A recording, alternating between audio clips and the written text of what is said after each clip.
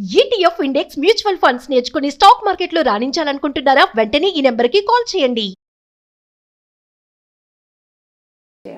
రమగారు, మీరు చెప్పే చాలా స్టోరీస్లో విచిత్రమైన పక్షులు, అవి వింత వింతగా బిహేవ్ చేయటం, దానికి తోడు మనుషుల్లాగా మాట్లాడుకోవటం. నేను స్టోరీలు చెప్పేటప్పుడు ఇంట్లో చెప్పినా లేకపోతే ఎవరితోన్నా మాట్లాడుతున్నా కూడా, ఇదిగో పలానా జంతువు ఇట్లా మాట్లాడింది, మేక ఎట్లా ఆడింది, కుక్క ఇట్లా ఆడింది అనగానే వెంటనే మా బుడ్డది, పక్షులు మాట్లాడతాయమ్మా, వాటికి మాటలు వచ్చా, ఎలా మాట్లాడే, తెలుగు మాట్లాడతాయా, ఇంగ్లీష్ మాట్లాడతాయా అన్నప్పుడు నాకు ఈ టాపిక్ రేజ్ అయింది అనమాట. అసలు పక్షుల భాష ఏంటి రమ్మగారు? పక్షులు వాటి సొంత భాషే, పక్షుల భాషే మనుషులకు వచ్చు.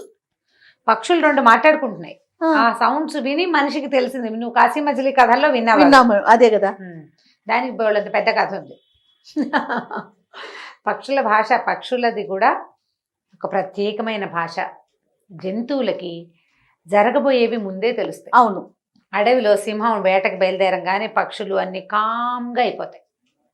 వాటికి తెలుస్తాయి, వాటికి తెలిసిపోతుంది, ప్రమాద సూచన తెలిసిపోతుంది. ఎక్కడైనా కార్చిచ్చు చూస్తే ఒకదానికొకటి సంకేతాలు ఇచ్చుకుంటాయి. ఒక పక్షి పరిగెత్తుకుంటూ వచ్చి చెప్తుంది. జంతువులకి పక్షులకి వాటి భాష వాటికి అర్థమవుతుంది. ప్రమాద సూచిక, ఏ పరిస్థితుల్లో ఎలాంటి సౌండ్స్, ప్రత్యేకమైనది ఉంది. అదొక భాష ఉంది, అదొక శాస్త్రం ఉంది. ఆ శాస్త్రం మీద ఒక కథ కూడా ఉంది. రమగారు, నేను ఒక విషయం విన్నానండి, మీరంటే గుర్తొచ్చింది. పిల్ల కుక్క నాకు ఐడియా లేదు, పొయ్యిలో పడుకుంటే దానికి జరగబోయేది మొత్తం తెలుస్తుందని విన్నాను, కరెక్టేనా? ఏమిటో పల్లెటూళ్ళలో చెప్తారు, పొయ్యిలో పడుకోవటం చేస్తే ఏం తెలుస్తుందో దాని ఒకవేళ తెలుసు అనుకోపోతారు. అదేం చెప్పగలిగింది, అది మియావు అంటుంది. ఏమంటుంది? మియావు అంటుంది, అంతకంటే ఏమైనా అంటుందా? ఆ భాష రావాలి కదా. పిల్లలు వెచ్చగా ఉండటం కోసం పొయ్యిలో పడుకుంటాయి, దాలిగుంట్లో పడుకుంటాయి కుక్కలు. ఇప్పుడు ఏ పొయ్యిలో పడుకుంటాయి? మనకు పొయ్యిలు లేవు, పాడు లేవు. దాలిగుంట విన్నారా ఎప్పుడైనా? దాలిగుంట అంటే తెలుసా? మరి తెలీదు, ఎలా చెప్పాలి. పాలు అవి కాయటానికి దాలి అని చేస్తారు, పాలు కాచుకునే వాళ్ళు. తర్వాత జొన్నలు, ఉలవలు అవి ఉడకబెట్టడానికి ఒక గొయ్యి తీస్తారు. గొయ్యి తీసి శుభ్రంగా నున్నగా పేడతో అలికేస్తారు, దాంట్లో నిప్పేస్తారు. వేసి పిడకలు అవి పేర్చి పైకి ఇట్లా కొంచెం దాలిగుంట అంటారు దాన్ని. పైకి కొంచెం ఎత్తుగా పేరుస్తారు, కిందంతా కణకణలాడుతూ ఉంటుంది కదా. పాలు, ఇది తాపీగా కాగవలసిన వస్తువుల్ని దాంట్లో పెడతారండి. దాంట్లో పెడతారు. సాయంత్రానికో మధ్యాహ్నానికో పొయ్యి ఆరిపోతుంది, దాలి ఆరిపోతుంది, చల్లారిపోతుంది. మనకి పర్వాలేదుగా ఉంటుంది. కుక్కలు పిల్లులు వాటికి వెచ్చగా ఉండాలి చలికాలం. లోపలికి వెళ్ళిపోయి దాలిగుంటలో పడుకుంటాయి, పడుకుంటాయి. రాళ్ళు పెట్టి మనం పొయ్యి పెడతారు. 3 రాళ్ళు పెట్టి పొయ్యి పెట్టేవాళ్ళు. మా ఇంట్లో దాలికి గుంట ఉండేది కాదు, అంటే అంతకు ముందు ఉండేది కాబోలు. నాకు ఊహ తెలిసే నాటికి ఈ మన మట్టి కుండీలు ఉంటాయి చూడు, పూల కుండీలు, పూలు పెట్టుకునేవి. మనకి ఇలా ఉండి ఇట్లా ఉంటుంది కదా. మా ఇంట్లో ఇలా వెడల్పుగా ఉండేది ఒకటి ఉండేది దాలి, దాని పేరు మట్టిదే. అది ఏం చేసేవాళ్ళు, చుట్టూతా పిడకలు పేర్చి పాలు పెట్టేది మా అమ్మ. నాకు తెలుసు, నాకు బాగా ఊహ వచ్చి 10 ఏళ్ళు వచ్చేదాకా కూడా ఆ దాలి వెలిగించేవాళ్ళు. పాలు బాగా కదా, ఎక్కువ పెద్ద గిన్నెతో పాలు పెట్టేవాళ్ళు. ఇంత గిన్నె ఉండేది మాకు. మేము మనుషులం ఎక్కువ, మాకు గొడ్డు గోద చాలా ఉండేవి, గొడ్లు బోల్డ్ పాలు. కర్రముక్కలు వేసుకోవచ్చండి అందులో? పిడకలు పెడతారు, కర్రముక్కలు పెట్టరు. మళ్ళీ ఎగసన దోసేది ఉండదు, పిడకలు పెట్టి వెలిగిస్తే అది రాజి రాజి ఆ పిడకల వేడితోటి ఇది కాగుతాయి అనమాట. పాలు కానీ లేకపోతే జొన్నలు, ఉలవలు లాంటివి. మనం పెట్టే వస్తువుని పెట్టి గుంట సైజు ఉంటుంది, దాంట్లో పోయి పడుకుంటాయి వెచ్చగా ఉండటం కోసం. పొయ్యిలో కూడా పడుకుంటాయి. ఇప్పుడు మామూలుగా నీళ్ళు కాచుకునేందుకు పొయ్యి వెలిగించుకుంటామా? మధ్యాహ్నం పొయ్యి ఆరిపోతుంది, స్నానాలు అయిపోతాయి.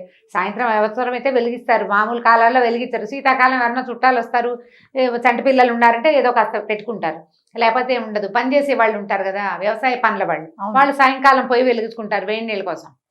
ఒక పొంత ఏదో దాని మీద పెడతారు, కుండ కానీ ఒక రాక్క కానీ. మా ఇంట్లో కాగే ఉండేది పెద్దది, కాకపోతే అది నల్లగా ఉండేది. అది రాగిదని చాలా ఏళ్ళు నాకు తెలీదు. నీళ్ళ కాగు అంటే నల్లగా ఉండేది, అది కాలి కాలి ఆ రంగులో కనిపించేది, ఏదో తెలిసేది కాదు. రాక్ కాగులు అవి పెట్టుకునేవాళ్ళు. ఇప్పుడు అది తీసేసాక వెళ్ళి పిల్లో కుక్కో దాని దగ్గర పడుకునేది వెచ్చగా ఉండటం కోసం. దానికి జ్యోతిష్యాలు ఇవి వస్తాయని నేను అనుకోను, మరి నాకు తెలియదు. భవిష్యత్తు తెలుస్తుంది, జంతువులకి జరగబోయే ప్రమాదం, ఇప్పుడు సునామీ ఇలాంటివి వాటికి ముందుగానే తెలుస్తాయి. గాడిదలకు కూడా వాన వచ్చేది తెలుస్తుంది, అవి సంకేతం ఇస్తాయి. చాకళ్ళకి అంటే గాడిదల్లో మీద బట్టలు వేసుకెళ్ళే వాళ్ళుగా. ఇప్పటి వాళ్ళకి తెలియవలే, ఇప్పుడు ఆ ప్రపంచం మారిపోయింది కదా. ఇది వరకు అయితే వాళ్ళు తెలుసుకునే వాళ్ళు, వాన వస్తుందని మర్నాడు చాకిరం వేసేవాళ్ళు కాదుట. దానికి ఊహ తెలిసిపోతుంది. కుక్కలు ప్రమాదాన్ని ముందే పసిగడతాయి, అవన్నీ తెలుసుకునేవి. అయితే ఈ పక్షుల శాస్త్రం సంగతి చెప్తాం. పూర్వం ఇది ఒక అరేబియన్ నైట్స్ కథ, వీటి మీద, ఈ పక్షి భాష మీద. ఏమిటి ఇది కథ? అరేబియన్ నైట్స్ ఒక వ్యాపారస్తుడు ఉండేవాడు. అయితే ఆయన పడవ మీద ఎక్కడికో వ్యాపారానికి వెళ్తూ తనతో పాటు ఉన్న ఒక 9-10 సంవత్సరాల తన కొడుకుని తీసుకెళ్ళాడట. ఆయనకి ఏంటంటే పిల్లని బాగా చదివించాలని కోరిక. ఏదైనా ఒక ప్రత్యేక శాస్త్రం నేర్పాలి. భార్యకి చెప్పి తీసుకుపోయాడు పిల్లని. తీసుకెళ్ళి వెళ్ళగా ఏదో ఒక అరేబియాలో ఒక ఊరు వెళ్ళారు, ఒక చోటకి వెళ్ళారు, ఓ దేశం సముద్రాలు దాటి వెళ్ళారు.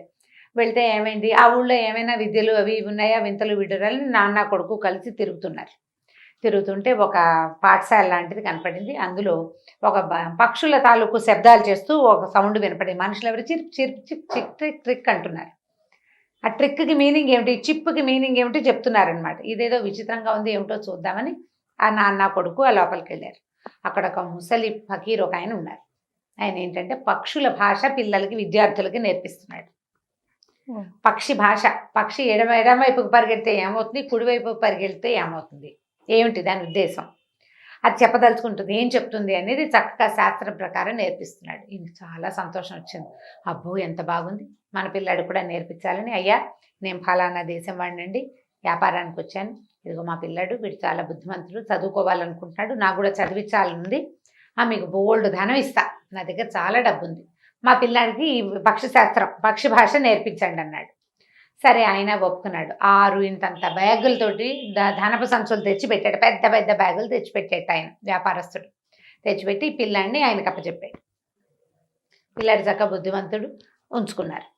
ఇతను కాస్త వెళ్ళిపోయాడు. నేను మళ్ళీ తిరిగి మా ఊరు వెళ్ళేటప్పుడు తీసుకెళ్తానండి, అప్పటిదాకా మీ దగ్గరే ఉంచుకోండి, మా పిల్లాడి బాధ్యత మీదేనన్నాడు. ఇంకేముంది, పాఠశాలలో ఉండిపోయాడు. వాడు అక్కడే తింటూ అక్కడే తిరుగుతూ అక్కడే చదువు నేర్చుకున్నాడు అనమాట. ఈ వెళ్ళిన ఆయన ఒక 2 ఏళ్ల పాటు వ్యాపారంలో మునిగిపోయాడు. తర్వాత ఈ ఊరికి దారి మర్చిపోయాడు. అయ్యో, వ్యాపారంలో పడిపోయాడు, దారి గుర్తులేదు. సరే ఏమైంది, ఇంకా అట్లా కొన్నాళ్ళు తిరిగిన తర్వాత ఇంటి దారి పట్టేశాడు. పిల్లాడి మాట జ్ఞాపకం లేదు. వ్యాపారంలో అంత డబ్బు పిచ్చలో పడిపోయాడు, బాగా సంపాదించాడు. ఇంటికి వెళ్ళేసరికి భార్య అడిగింది, ఏమండి మన పిల్లాడు ఏరియన్, ఇప్పుడు ఏం చెప్తాడు, మర్చిపోయానని చెప్పకుండా, అయ్యో మన పిల్లాడు చాలా కష్టం వచ్చింది, సముద్రంలో పడిపోయాడు దారిలో అని చెప్పాడు. భార్యలా బోబ నేర్చింది. అయ్యో లేక కలిగిన పిల్లాడు, మళ్ళీ పిల్లలన్నా లేరు, ఇట్లా పోయాడే అని 6 రోజులు కంటికి మంటికి ఏకధారిగా ఏడ్చింది. తర్వాత మెల్లిగా భార్యను సముదాయించేశాడు. ఒక 2-3 ఏళ్ళు ఇక్కడే ఉన్నాడు సొంత ఊళ్ళో. అప్పట్లో వ్యాపారాలు అవి అట్లా చేసేవాడు. తర్వాత ఏమన్నాడు, ఏమే నేను మళ్ళీ వ్యాపారం చేసుకొస్తానన్నాడు. ఇంకెందుకు, పిల్లాడన్నా లేడు, ఇప్పుడు బాగా సంపాదించుకొచ్చావు, మళ్ళీ ఎందుకు అని ఆవిడ చెప్పినా ఆయన వినలా, ఒప్పుకోలేదు. కాదు నేను వెళ్తా, నాకు చాలా సరదాగా ఉంది, ఎంతో సంపాదించుకొచ్చాం, ఈసారి వెళ్తే ఇంకా సంపాదిస్తాం, సూపర్ అన్నాడు. సూపర్గా సంపాదించుకొస్తానని భార్యని ఒప్పించాడు. సరే ఆవిడ ఏదో పని వాళ్ళని పెట్టుకుని ఇంట్లో ఉంటానంది. ఆయన మళ్ళీ బయలుదేరాడు. ఈసారి ఏమనుకున్నాడంటే, మనం మొదటిసారి దారి మర్చిపోయాం, ఫస్ట్ టైం వెళ్ళిన సరంగుని పట్టుకుంటే ఆ ఊరు వెళ్ళి ఆ పాఠశాల ఎక్కడుందో వెతుక్కుని వెళ్దామని చెప్పి కొడుకుని వెతకడానికి వెళ్ళాడు. 10 సంవత్సరాలకి 10-12 ఏళ్ల పిల్లాడిని వదిలిపెట్టాడు. 10 సంవత్సరాలు అయింది అంటే 22 ఏళ్ల పిల్లాడైనా ఉంటాడా, 22 ఏళ్ల వాడు. సరే ఏమైంది, మెల్లిగా ఆ ఊరు వెళ్ళాడు. వెతుకుంటూ ఇట్లా పాఠశాల ఒకటి ఉండాలి, ఒక మసీదు పక్కనే పాఠశాల అని వెతుకుతూ వెళ్ళాడు. వెళ్ళేసరికల్లా మా పాఠశాల ఉంది, శబ్దాలు వినపడుతున్నాయి, ఎవరో పాఠం చెప్తున్నారు. చూస్తే లోపల కుర్రాడు కూర్చుని ఉన్నాడు. ఇదివరకు వృద్ధ ఫకీర్ ఒక ఆయన ఉండేవాడు, ఇప్పుడు ఆ ప్లేస్లో ఆయన లేడు. ఇతన్ని ఎవరు గుర్తుపడతారు, ఈయన గుర్తుపట్టరు కదా. సరే ఈయన వెళ్తే ఫకీర్ గారు ఎవరంటే, ఫకీర్ గారు బయటికి వెళ్ళారండి అన్నాడు. కుర్రాడు మహాముచ్చటగా ఉన్నాడు, బాగున్నాడు, వాడే పాఠం చెప్తున్నాడు. కాసేపు అయ్యాక ఈయన అక్కడే కూర్చుని ఉన్నాడు. ఆ ఫకీర్ వస్తే అడుగుదామని ఆయన వచ్చాడు. ఆయన వచ్చి, బాగున్నారా, ఇన్ని సంవత్సరాల తర్వాత వచ్చారు, ఏమిటి అని కనుక్కుని, మీ అబ్బాయిని గుర్తుపట్టలేదా, ఈ పాఠం చెప్పేవాడు మీవాడేనన్నాడు. వాడు ఉన్న విద్యార్థుల్లో గట్టివాడిని ఎంచి ఇవన్నీ మిగిలిన వాళ్ళకి పాఠం చెప్పమని చెప్పేళ్ళాను, ఈ అబ్బాయే మీ అబ్బాయి అనేసరికి ఆయన ఆనందపడిపోయాడు. అమ్మో నా పిల్లాడు ఎంత పెద్ద అయిపోయాడు, ఎంత వాడైపోయాడు అని కావలిచ్చుకున్నాడు కొడుకుని. మౌలవి గారికి ఇంకో 6 సంచులు సమర్పించి ఆయనకి, ఆ ఫకీర్కి చాలా సంతోషం అని ఆ గురువు గారికి దండం పెట్టి, పిల్లాడు కూడా 10 ఏళ్ళుగా అలవాటైపోయింది అక్కడ ఉంటాం, ఆయన వదిలేయటానికి కొంచెం దిగులు పడుతూనే వెళ్ళాడు. తండ్రి కొడుకు బయలుదేరారు. ఇప్పుడు ఇతను వచ్చేటప్పుడు అందరికీ చెప్పాడు, మా పిల్లాడిని పక్షి భాష నేర్చుకోవడానికి ఒక చోట పెట్టానండి, అక్కడి నుంచి మళ్ళీ బయలుదేరాక మా వాడు పక్షి శాస్త్రం నేర్చుకున్నాడని అదని ఇదని చెప్పాడు. అందరూ ఓహో అన్నారు. సరే ఏమైంది, వీళ్ళు ప్రయాణ మధ్యలో ఉండగా ఒకసారి ఈయన వచ్చి బయట చక్కగా ఈ డెక్క మీద కూర్చుంటారు కదా పడవల్లో, పెద్ద పెద్ద షిప్పులు కదా అవి, అక్కడ కూర్చుని ఉంటే 2 పక్షులు ఏదో మాట్లాడుకుంటున్నాయి. కిచకిచ అంటున్నాయి. ఆ తెరచాప ఉంటుంది, ఆ కట్టిన దగ్గరే ఉన్నాయి. అయితే ఆయన అట్లా విని విని అబ్బో మనకు అబ్బాయి ఉన్నాడు, వాడికి పక్షిశాస్త్రం బాగా తెలుసు, వాడిని పిలుద్దామని వాడిని కేకేశాడు. అబ్బాయి వాళ్ళు అవి రెండు ఏం చెప్పుకున్నాయో చెప్పరా అంటే మాట్లాడలే అబ్బాయి, చెప్పలే వాడు. చెప్పపోయేసరికి ఆ పక్కన ఆయన అన్నాడు, ఏంట్రో ఇన్ని సంవత్సరాలు చదివాయించానో మీ వాడికి చదవాయింపు ఏమీ లేనట్టుంది, ఏమీ రాలేదన్నాడు. అనేసరికి ఇక ఒక్కొక్కళ్ళు వచ్చారు పక్కపక్క నవ్వుతూ, 15 ఏళ్ళు వృధా చేశాడు, మీ వాడు మీసాలు పెంచాడు కానీ ఇంకేం పెరగలేదు, వాడికి చదువు రాలేదు, అది రాలేదు, తలా ఒక మాట అన్నారు. వాళ్ళు నాన్నడు, నాయన నా పరువు నిలబెట్టరా, అవి ఏం మాట్లాడుకుంటున్నారో చెప్పాలిరా నువ్వు, వీళ్ళందరూ చూడు నిన్ను నన్ను కూడా ఎక్కిరిస్తున్నారా, 6 మూటలు ముందు ఇచ్చా, 6 మూటలు తర్వాత ఇచ్చా, 12 మూటలు ఇన్ని సంవత్సరాలకు నేను డబ్బు ఇచ్చి నేను చదువుకు పెడితే నువ్వు చివరికి ఇట్లా చేస్తావా, చెప్పునైనా అని అడిగాడు. కుర్రాడు అన్నాడు, కాదు నాన్న, నాకు రాకపోవటం కాదు, ఆ చెప్పే మాటలు వింటే మీకు కష్టం తోస్తుందేమోనని చెప్పట్లేదు నాన్న నేను అన్నాడు. ఏం కష్టం తోచదు, నీకు అర్థమైంది, ఏమర్థమైందో చెప్పమన్నాడు. నేను రాజు అవుతాంట, మీరు నా దగ్గర సామాన్లు మోసేవాడు అవుతారని పక్షులు అంటున్నాయి నాన్న అన్నాడు. అనేసరికి ఈయనకి పళ్ళు కొరుక్కున్నాడు. ఈయనకి ఏం చేయాలో తెలియదు, పరువు పోయినట్టు అయిపోయింది కదా నలుగురు. ఈ మిగిలిన వాళ్ళంతా నిశ్శబ్దంగా ఉండిపోయి ఎవరి దారిని వాళ్ళు వెళ్ళిపోయారు. ఏమిటో వీడి చదువు విచిత్రంగా చెప్తున్నాడు. ఆయన నీదంతా నిజమేనా అని అడిగాడు. అక్షరాల నిజాన్న, పక్షులు రెండు అవే మాట్లాడుకుంటున్నాయి, అవునా కాదా అని పైకి తిరిగి చిప్ చిప్ చిప్ అని శబ్దం చేశాడు. అవి రెండు అవును అని రెక్కలాడించి వెళ్ళిపోయింది. అంటే అది అక్షరాల నిజం. దాంతో ఈయన కొళ్ళు మండిపోయింది. 10 ఏళ్ల తర్వాత నేను తీసుకొస్తే వీడు రాజు అవుతాట, నేనేమో సామాన్లు మోసే కూలీ అవుతానా, ఈ పడవ నాది, కోట్ల కొద్దీ సంపాదించాను నేను, 12 సంచులు అవలీలగా ఒక గురువు దగ్గర పారేశానంటే నా దగ్గర ఎన్ని సంచులు ఉంటే నేను పారేస్తాను, నేనెందుకు బరువులు మోసేవాడిని అవుతాను. వీడిప్పుడు నేను తీసుకెళ్తుంటే ఆ గొడుగు పాఠశాల నుంచి వచ్చాడు, అక్కడ బీద పిల్లలతో పాటే ఉన్నాడు వీడెట్లా రాజు అవుతాడు, నా కొడుకు రాజు అవటం ఏమిటి, ఇలా ఆలోచించుకుని ఇక మండిపోతోంది లోపల. ఇప్పుడు విన్న వాళ్ళందరూ రేపటి నుంచి మీ వాడు రాజయ్యాడా నువ్వు బరువులు మోస్తావు అలా అంటారు. ఆ చిన్నతనాన్ని తట్టుకోలేకపోయాడు ఆయన. ఏం చేశాడంటే, కుర్రాడు మంచి నిద్రలో ఉండగా ఒక పెద్ద సామాన్ల పెట్టెలో సామాన్లన్నీ తీసేసి కుర్రాడిని అలాగా ఎత్తి అందులో పడుకోబెట్టి పెట్టెని సముద్రంలో పడేసి పడేసి ఇంటికి వెళ్ళిపోయాడు. ఇంటికి వెళ్ళిపోయేసరికల్లా తీరా ఏమనుకున్నాడు, ఇంటికి వెళ్ళి భార్యకి పిల్లాడిని ఇచ్చారు, సముద్రంలో పడిపోయాడని చెప్దాం అనుకున్నాడు. నేను ఇదివరకు మాట వరుసకు చెప్పాను, ఇంకేం చెప్పడానికి లేక ఇప్పుడు అదే నిజమైపోయిందని అనుకుంటూ పోయాడు. తీరా వెళ్తే ఇంటికి వెళ్తే ఇల్లు ఏముంది, అక్కడ మన్ను ఏమీ లేదు, ఇల్లంతా కాలిపోయింది అతనికి. ఆ భార్య ఎక్కడో శల్యావశిష్టంగా బతుకుంది, ఒళ్ళంతా కాలిపోయిన స్థితిలో. ఇల్లు మొత్తం తగలబడిపోయింది. అతను ఎప్పటి నుంచో దాచిపెట్టుకుని ఎంతెంతో డబ్బు, తాతల నాటి సమస్తమైన డబ్బు అన్నీ, చిన్న దూదు పరుపు కూడా మిగలకుండా మొత్తం పరశురామ ప్రీతి అయిపోయింది, కాలిపోయింది. సరే ఆవిడ ఎక్కడో ఎవరింట్లో తలదాచుకుంటుందని అక్కడికి వెళ్తే అసలు గుర్తుపట్టేలాగా కూడా లేదుట, మాసిపోయి ఆవిడ. ఇది కాలిపోయింది. మరి అయ్యో ఏమిటో ఇలా అయిపోయామంటే ఆవిడ వలవల ఏడ్చింది. అని అబ్బాయి లేడంటే అబ్బాయి లేడు, సుబ్బాయి లేడు. ఇక ఇద్దరు కలిసి అలా ఉన్నారు. ఈ లోపల ఏమైంది, ఈ ఇంటి దగ్గర ఈ వస్తువులన్నీ పోయినాయా. ఇప్పుడు అతను కొత్తగా తెచ్చిన డబ్బు, ఎంతో డబ్బు అతను తేలేదు ఈసారి ప్రయాణంలో, ఎందుకంటే కొంత డబ్బేమో అక్కడ ఇచ్చేసాడు, కొంత డబ్బు ఇచ్చేసాడు. ఇక్కడ ఏం పెద్ద వ్యవహారం, ఇక్కడున్న అప్పులు పాతవి ఏవో వ్యవహారాలన్నీ తీర్చుకోవాలా, వాళ్ళవి వీళ్ళవి కొన్ని సామాన్లు వీళ్ళ దగ్గర ఉన్నవి, కొంతమందివి సామాన్లు తన దగ్గర పెట్టుకుని కొంతమందికి అప్పులు ఇచ్చాడు. సామాన్లు పోయినాయి, బయట నుంచి డబ్బేమీ రాదు ఇంకా. దాంతో ఇతను క్రమంగా ఇతని ఆస్తి దిగనాశెళ్ళిపోయింది.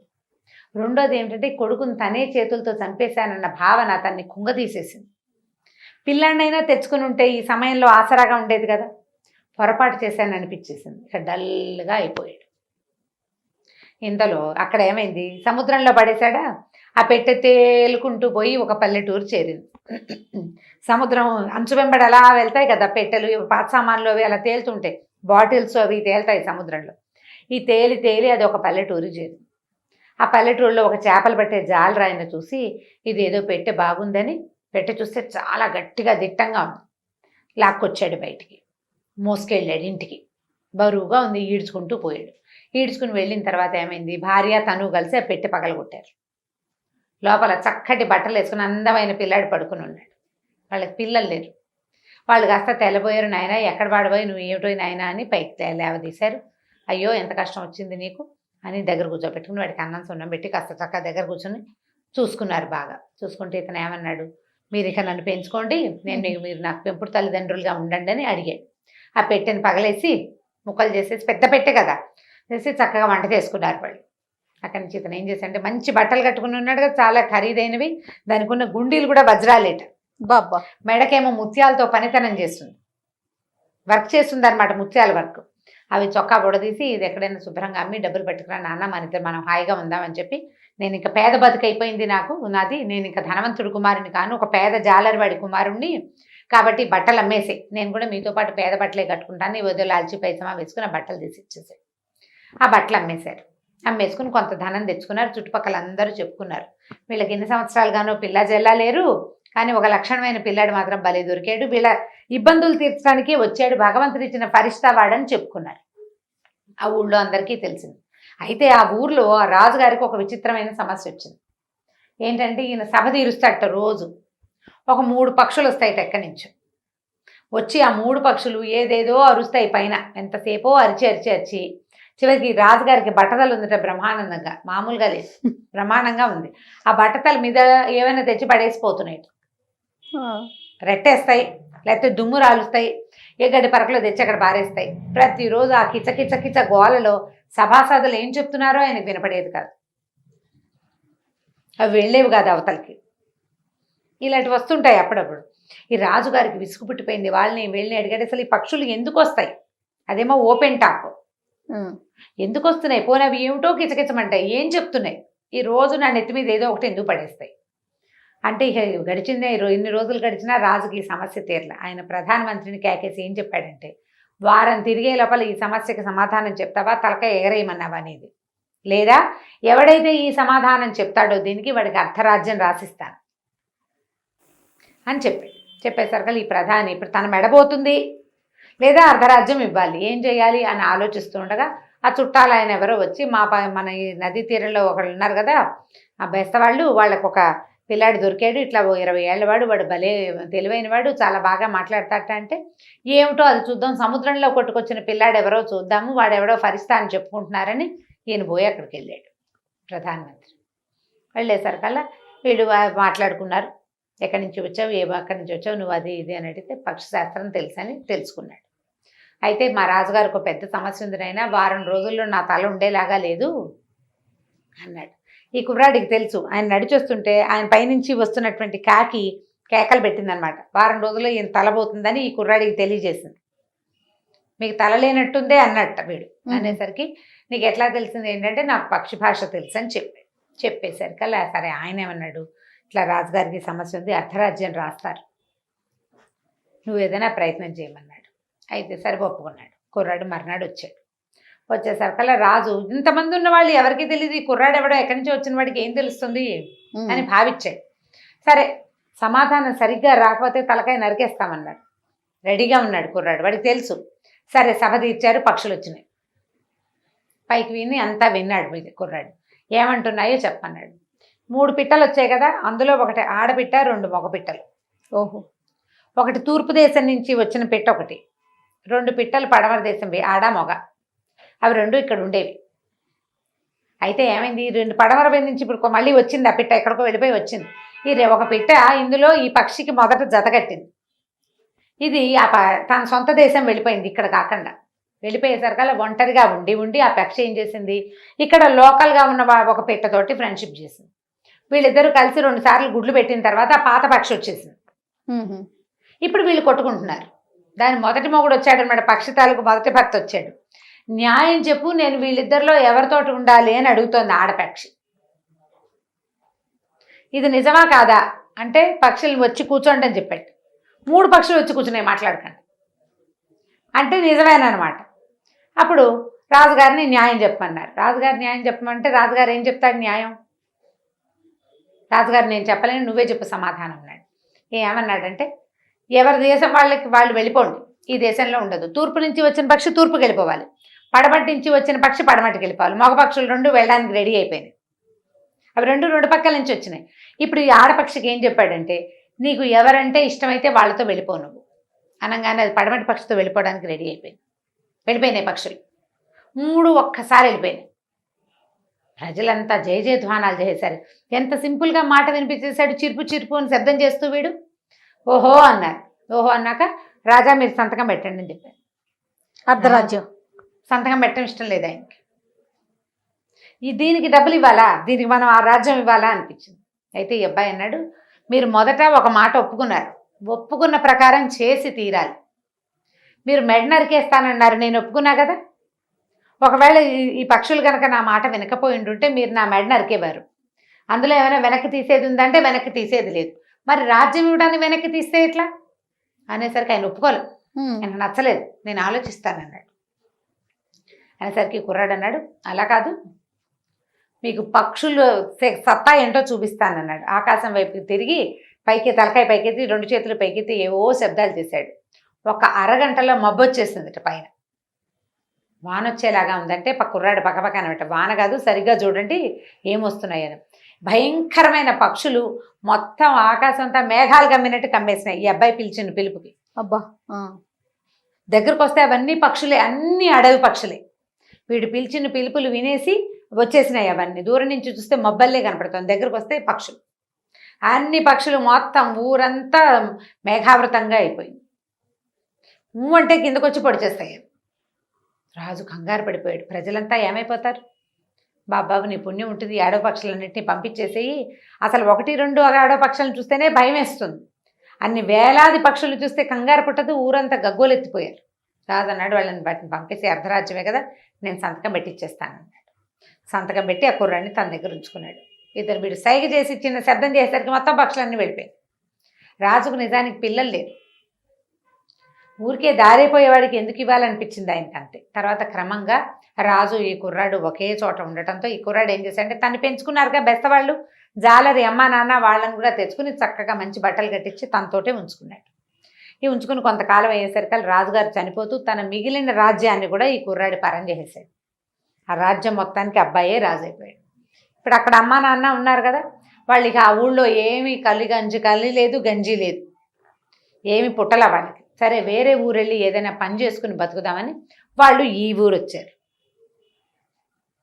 ఈ ఊరు వచ్చేసరికల్లా సరే రాజుగారు ఏం చేశాడంటే, ఏవో కొన్ని పనులు చేయిస్తున్నారు, బిల్డింగ్ పనులు చేయిస్తుంటే ఒకరోజు ఈయన పైన నిలబడి చూస్తున్నాడు. మేడ మీద చూస్తుంటే సామాన్లు మోసుకెళ్తున్నారు కొంతమంది. ఈ లోపల ఒక ముసలాయన వచ్చి, నేను కూడా సామాన్లు మోస్తాను బాబు, 5-10 ఇప్పించండి అని తను పనిలో దిగి భార్యనేమో అంతఃపురం ఓడవడానికి దానికి ఏర్పరిచాడు. ఇద్దరూ చెరుకో పని చేసుకుంటున్నారు అక్కడ. ఈ పైన నుంచి చూస్తున్నాడు కుర్రాడు. ఈ ముసలాయన్ని చూసేసరికి ఏమనిపించింది, ఇంత పెద్దవాడు మొయ్యలేకపోతున్నాడు, ఏమిటో ఎందుకు ఇంత కష్టపడి పని చేస్తున్నాడు, పిల్లలు లేరా పని చేసి పెట్టడానికి? అమ్మ నాన్న పెద్దాళ్ళు అయ్యాక ఏం చేయాలి? ఇంట్లో కూర్చుని ఇల్లు వాకిలి చూసి కాస్త పిల్ల జల్లాన్ని కాపాడాలి. బలమైన మగ పిల్లలు ఆడపిల్లలు పిల్లలు పని తీసుకురావాలి, పెద్దవాళ్ళు ఏం పని చేస్తారు? అందుకని ఆ ముసలాయన్ని పిలుచుకురమ్మన్నాడు. పిలుచుకురమ్మంటే సరే ఏమిటి బాబు అంటే, నాయన ఇది వరకు బాగా కలిగిన వాళ్ళమే, ఏదో వ్యాపారంలో పోయింది అన్నాడు. నువ్వు ఒక్కడవేనా అంటే, కాదు నా భార్య కూడా ఉంది, మేము ఫలానా ఊరి నుంచి వచ్చామంటే ఆవిడ కూడా పిల్లమన్నాడు. ఆవిడ పిలిచారు. ఏం పని చేస్తుందంటే, ఆవిడ అంతఃపురం ఊడుస్తుంది, మెట్లు అవి కడుగుతుంది, ఏదో చిన్న పని చేస్తుంది. మీకు పిల్లలు లేరా అంటే ఆవిడ ఏడవటం మొదలుపెట్టి, ఎందుకు లేడు నాయన, బంగారం అంటే కొడుకు ఎంత చక్కటివాడో, వాడు కాస్త సముద్రంలో పడిపోయాడు, వాళ్ళ నాన్న తీసుకెళ్ళి సముద్రంలో పడేసి వచ్చాడు వాడిని, పిల్లాడే ఉండుంటే మా గతికి ఇట్లా అయ్యేదా అని ఆవిడ ఏడ్చింది. మీ అబ్బాయిని గుర్తుపట్టగలవా అని అడిగాడు. అడిగితే నేను గుర్తుపట్టలేను. ఎందుకు గుర్తుపట్టలేను, మామూలుగా మనిషిని గుర్తుపట్టలేను, పెద్దవాడు అయిపోయి ఉంటాడు, భుజం మీద మా వాడికి మంచి పుట్టుమచ్చ ఉంది, వాడి పుట్టుకతోటే ఉంది, పుట్టినంగానే చూశాను నేను, అప్పటి నుంచి నాకు ఆ మచ్చ కంట్లోనే ఉంది, నేను గుర్తుపడతానంటే ఈ రాజుగారి చొక్కా విప్పి ఇదేనా అని చూపించట భుజం మీద. చూపించేసరికి ఆవిడ ఏడవడం మొదలుపెడితే, అయ్యో నా కొడుకు ఇంత వాడే ఇలాగయ్యాడు, ఇక్కడికి ఎందుకు వచ్చాడు, ఎట్లా వచ్చాడని ఆవిడ కొడుకుని కావలించుకుని ఏడ్చింది. ఏడ్చేసరికి ఈ తండ్రి, నాయన ఎట్లా బతికొచ్చావురా, సముద్రంలో పడేశాను నేను నిన్ను అంటే, నువ్వు పడేసిన సముద్రంలో పడేసిన ఆ పెట్టే నన్ను ఇక్కడికి తెచ్చింది, ఈ దేశపు రాజునైపోయాను నేను. ఆ రోజు పక్షులు చెప్పిన శాస్త్రం నిజమే అయింది, నేను రాజు అయ్యాను, నువ్వు బరువులు మోసే కూలీవయ్యావు. రోజు ఎవరిది ఎలా మారుతుందో చెప్పలేకపోతాం కదా, కానీ నువ్వు కూలీ అవ్వటం, నా దగ్గరే కూలీ అవ్వటం వల్ల ఇవాళ నేను అమ్మని నిన్ను కలుసుకోగలిగాను. అమ్మ నాన్న పాదాలు పట్టుకుని దండం పెట్టుకుని దగ్గర పెట్టుకున్నాడు. ఈ పెంపుడు అమ్మా నాన్న కన్న అమ్మా నాన్న ఇద్దరు కలిసి ఈ కుర్రాడితో పాటే హాయిగా ఉన్నారు. వాడు నేర్చుకున్న పక్షి భాష వల్ల. పక్షులకి భాష ఉంటుంది, దానికి ఇదివరకు శాస్త్రం కూడా ఉండేదిట. ఆ శాస్త్రం మీదే కథ బాగుంది కదా అని నేను ఇది పెట్టుకున్నాను అనమాట. ఎప్పుడు నేను చెప్పొచ్చాను, చాలా బాగుంది రమ్మగారు. అరేబియన్ నైట్స్లోదే కథ. సో పక్షులకి భాష ఉందని మనం ఖచ్చితంగా నమ్మాల్సిందే. ఓకే రమ్మగారు, ఇంకొక స్టోరీతో మళ్ళీ కలుద్దాం. తప్పకుండా జయ, నమస్తే.